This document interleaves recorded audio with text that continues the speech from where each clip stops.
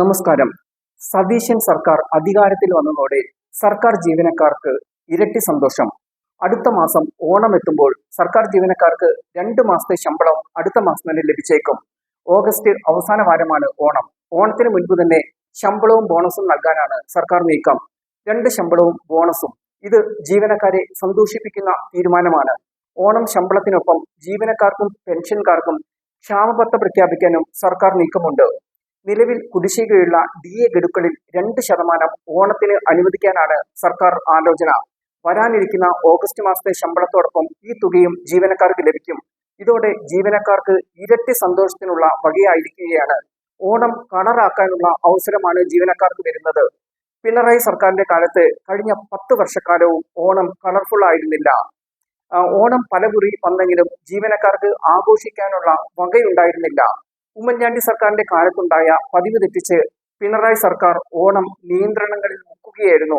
കഴിഞ്ഞ 10 വർഷക്കാലവും ഓണത്തിന് ശമ്പളം മുൻകൂറായി നൽകിയിട്ടില്ല.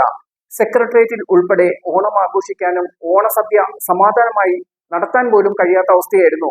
കടുത്ത നിയന്ത്രണങ്ങളായിരുന്നു ഓണക്കാലത്ത് സെക്രട്ടേറിയറ്റിലും സർക്കാർ ഓഫീസുകളിലും നിലനിന്നത്. ഓണസദ്യക്ക് വരെ നിയന്ത്രണം കൊണ്ടുവന്നു. ഓണാഘോഷം ജോലിയെ ബാധിക്കാതിരിക്കാനുള്ള എല്ലാ മുൻകരുതലുകളും സർക്കാർ ജാഗ്രതയോടെ കൈക്കൊള്ളുകയും ചെയ്തിരുന്നു. ഇതോടെ വീർപ്പുമിട്ടലിന്റെ ഓണക്കാലമായിരുന്നു സർക്കാർ ഓഫീസുകളിൽ നിലനിന്നത്.